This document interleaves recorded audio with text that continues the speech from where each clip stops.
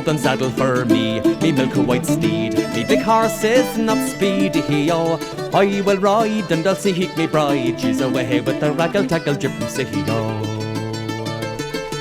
Then he rode east and he rode west. He rode north and south also, but when he rode to the wide open field, it was there that he spied his lady, oh. Planxty were an Irish folk band. They have had three stints of existence from 1971 to 75, from 1978 to 83, and from 2003 to 5. It kind of looks like they got on well for short periods of time. The guy who was in the band that I've heard of is a guy called Christy Moore, and they're traditional Irish folk, so they use traditional Irish instruments and songs and tunes. They have been credited with being hugely influential in bringing Irish folk to a wider audience by touring and recording ahead of the curve.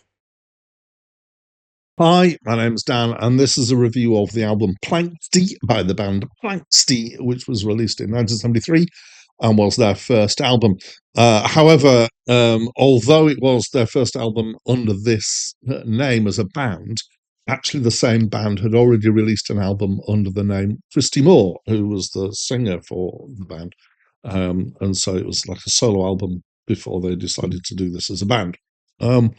This is my first time listening to it, but I'm aware of them. I've reviewed one of their albums before. I think it's the next album released after this one. And I would call this Irish folk. In fact, I would possibly sometimes call it proper folk, but that might be controversial, or so I'm going to be careful. But I wouldn't call this folk rock. It's not rock with a tinge of folk. It's not folk with a tinge of rock. It's just folk. So at the point when this was released, 1973, in the UK, folk was a minority sport. I say in the UK, this is so they're Irish. So it did sell in the UK, but I think folk in Ireland was a bit stronger than folk in England at that sort of time.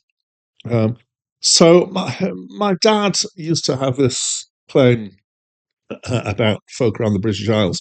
He basically claimed that the English folk, so centred on England, had been spoiled by two things. So firstly, by a kind of gentrification of it in the Victorian era, and then as we got into the 20th century, I'm going to use the word boardification, which is that, stuff had to be kind of slightly controversial to be interesting, and often songs that were kind of lots of innuendo and basically adult content for them.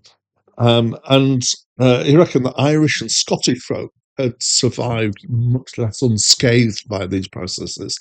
And I think I see the point of what he was saying. So this is from my memory back probably in the 70s. And I think somewhere around the 80s, 90s, English folk kind of went back to its roots and became more popular. So with the rise of, much more interest in folk, as diversification in music has become a thing over the last 40 years. So,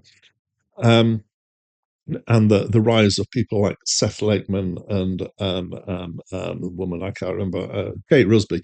But I also think that, in retrospect, that as well as English folk and Irish folk and Scottish folk, Northumbrian folk could be considered. So Northumbria is just one county in the UK, but it is one of the largest counties in England, and it has a strong folk tradition, which has followed a similar path to Scottish folk, in particular because we're next door to Scotland. I say we because I live in Northumbria now. I didn't when I grew up. Back to this album, though. So we've got traditional instruments. We've got guitars, but we've got plus things like pipes, whistles, the Irish drum, which is pronounced differently by different people. I use the pronunciation boran or boran, something close to that. Mandolin, bouzouki, hurdy-gurdy, But on the list of instruments, there's also synth. I couldn't spot synth anywhere in here. And in 1973, synths weren't particularly advanced at that point. So not sure where that was used. It's mostly songs. Quite a few of the tracks are a song followed by a switch into an instrumental tune. And doing more than one thing kind of packed together has been a very traditional folk thing to do. I don't know to what extent that comes from when you're doing tunes for dancing. You tend to string a few different ones together just to keep it interesting. But certainly this, song into a tune seems to be a thing. It's nicely played. It's generally quite gentle and wistful. Some of it's fast, some of it's slower, obviously. And musically, I really like it. Definitely my kind of thing. Songs generally are about, it's folk, so they're about folky life, nostalgia, places, people.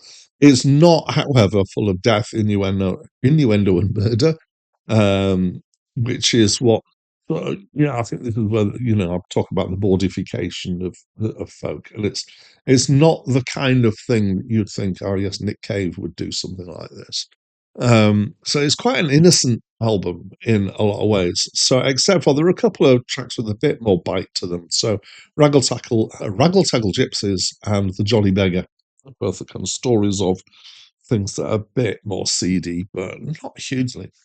There is one kind of slight fly in the ointment, I would say, is that UK folk, particularly English folk, has often got quite an affected singing style. So this does have that for Irish folk, but it's not as strong as some. Just the way it's sung has a little bit of his. Sometimes it comes across as nasal. I wouldn't say that this is nasal, but it is somewhat affected in its style. I think it's just a traditional thing, but it's not something I necessarily like as much as when it feels less like that. Not doing very well explaining that. So anyway, overall, I enjoyed it. It's mellow, it's pleasant, it's evocative. It's definitely what I think of as being real folk. But that's because that's my background, having grown up in the UK. And as I'm exploring through this list, I'm starting to learn that there is American folk is kind of a different thing, but the roots are similar. So obviously, a lot of the ancestry for some Americans goes back to Europe. And so there are links between what is now broadly called Celtic folks, which tends to be Irish, Scottish, some Welsh, maybe Breton, but certainly, those parts of Europe. And you can see those links through into US folk, but also into Americana, particularly into bluegrass, I would say, but also feeding into country eventually through that. So it's all a big melting pot of stuff. Anyway, I quite enjoyed it. That's what I think of this album, as always. I'd love to know what you think of the album, though. So please will you let me know by leaving me a comment. That's it from me, though, for now. Sorrow and sadness, bitterness, grief, memories I have